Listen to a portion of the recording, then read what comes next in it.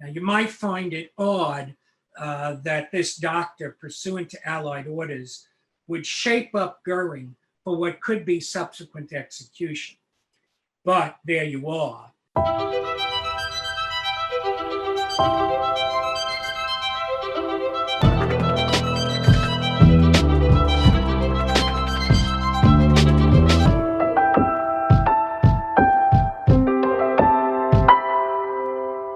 The Allies agreed, sort of unofficially, that the actual proceedings against the major war criminals before the IMT would be held in the city of Nuremberg, in Bavaria, in the American zone of occupation.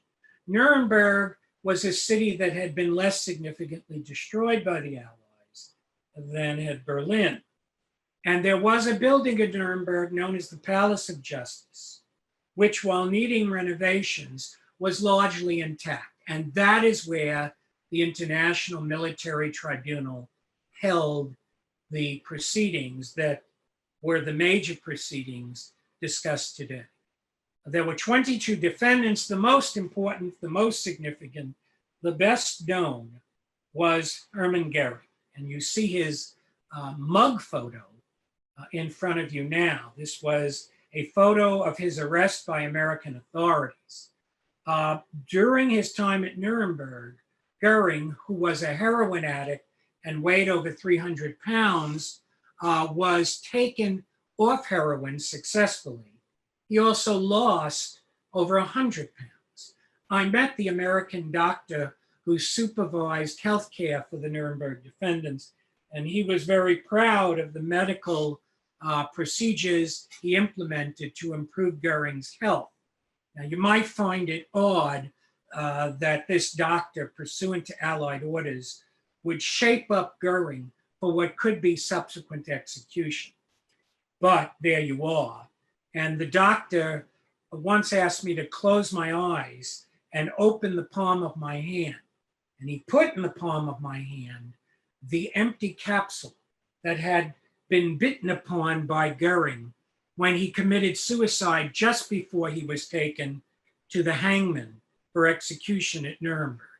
And this is the death photo of Göring that was taken in his cell after he had committed suicide in 1946, and thus fell one of the most significant and evil figures in World War II, whom Hitler had named in his will as the successor to be the leader of the Nazi government of Germany. But there were other major figures at Nuremberg. Göring had been convicted on all counts set forth in the London Agreement. Another major defendant was Rudolf Hess, who was the deputy Führer under Hitler and chair of the Nazi Party. He was convicted of conspiracy and crimes against peace, but not in crimes against humanity. Why? Because in approximately 1941, Hess, on his own initiative, whether through poor tactics or madness, put himself in an airplane and without Hitler's approval, flew to the United Kingdom in an effort to negotiate Britain's withdrawal from the war on the grounds that the British people were a little bit more Aryan than other Allied nationals. When he landed in the United Kingdom, Rudolf Hess was promptly arrested, first by Scottish farmers on the estate of a Scottish lord, and then by British authorities who interned him until he was handed over to Nuremberg authorities. During the proceedings, Hess clearly indicated, or if you will, depicted himself as a madman, muttering to himself and only being clear when he pleaded not guilty, as all of the major 22 Nuremberg defendants did. Hess was sentenced to life imprisonment at a military facility in Berlin called Spandau. Spandau was under the joint occupation of the Soviet Union, France, Britain, and the United States. And Hess was confined there longer than any other Nuremberg defendant. For many years, he was the lone prisoner at Spandau, where he died of a suicide in 1987. Some conspiracy theorists speculated that Soviet authorities murdered him in order to prevent the other democratic authorities in joint occupation of Spandau from releasing him as an act of mercy and compassion. But here is a photo of Hess shortly before his suicide. Another major defendant at Nuremberg was Joachim von Ribbentrop, the Nazi German foreign minister from 1933 to 1945. He was involved in all efforts to plan and wage aggressive war against the Allies, making agreements with those countries and then double-crossing them pursuant to Nazi invasion of their territory, and also a participant in the planning of the final solution of the Jewish question involving the extermination of 6 million Jews. He was convicted on all charges at Nuremberg and sentenced to death. Another major defendant was Ernst Kaltenbrunner. He was the SS chief who succeeded Heinrich Himmler in that position shortly before the Nuremberg trials, when Himmler died of a suicide while in British custody. Kaltenbrunner was head of the Reich Security Main Office, which included the Gestapo, the Security Service of the SS, the German Criminal Police, and also those authorities in control of the concentration and extermination camp. Kaltenbrunner was convicted of war crimes and crimes against humanity for his participation in and planning of various acts of persecution, I should say millions, and also for his participation in the final solution. He was executed at Nuremberg. Another major defendant at Nuremberg was Wilhelm Keitel. He was the field marshal in chief command of the German High Command, which meant he was the chairman of the German Joint Chiefs of Staff during World War II. He was involved in the planning and waging of aggressive war. He was involved in war crimes committed during the war and also crimes against humanity by rounding up, executing, or turning over to the SS Jews and Gypsies. He too was found guilty and executed at Nuremberg. Another defendant was Alfred Jodl, a colonel general of the German army and chief of its operation staff, which meant he was the army chief of staff. He was involved, like Keitel, in all aspects of the Second World War, convicted on all charges and sentenced to death. The next defendant of a major nature at the Nuremberg proceedings was Karl Dönitz, the admiral and supreme naval commander of Germany, who was the actual official that on behalf of the dead Hitler signed the instruments of capitulation that ended World War II on May 8, 1945. He was found guilty of crimes against the peace and war crimes, not crimes against humanity.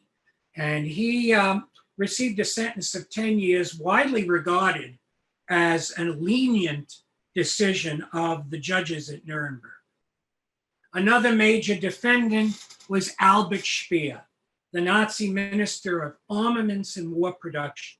Speer is very well known in the Western world because upon his release from custody, he wrote a series of books reminiscing on his experiences in World War II, books that implicated himself in many aspects of the worst policies of the Nazi state, including the implementation of slave labor. Speer never used the word guilty to describe himself. He used the word responsible. That may be a difference without a distinction, because he was found guilty of war crimes and crimes against humanity and sentenced to a period of 20 years in jail. We also then have Julius Streicher, the Gauleiter or area governor of the German region of Franconia, and the publisher of The Storm, Die Stürme, a very famous publication of the Nazi state, which ranted and raved against Jews, called for their extermination, and actually identified Jews in Germany and Austria for internment and murder. Streicher was convicted of crimes against humanity for his work as an advocate and sentenced to death. Some people feel he should not have been sentenced to death for acts that were more done with a pen than with a sword. But as many people have said over the years, the pen can be mightier than the sword, and he was found guilty of crimes against humanity and executed. And we also have Walter von Schirach, who was the head of the Hitler Youth. Schirach was an interesting man. He came from a German-American family. Most of his family lived in Pennsylvania for many years. He indeed had antecedents who fought for the Union during the Civil War. He chose Germany as his country of allegiance and became Hitler of Youth chair, thus overseeing the orientation and training of young men who then moved into the German army and even more into the SS, and who were involved in terrible activities in that regard. He was convicted of crimes against humanity, not war crimes because he wasn't involved in planning combat, and not crimes against peace because he was not involved in planning and waging aggressive war. But he did receive 20 years imprisonment for his crimes against humanity. And finally, we have Franz von Papen. He had been German chancellor directly before Hitler's assumption of that position. He arranged for Hitler's appointment in order to create a coalition of right-wing parties led by the Nazi Party, of which he was not a member. He became German vice chancellor under Hitler, but he was soon found to be of no political use to Hitler, and so he was reassigned as ambassador to Turkey. He was found not guilty on all charges and was released, proving that, in fact, every defendant at Nuremberg had the opportunity to be found not guilty, which was a principle that Jackson had enunciated long before the trials.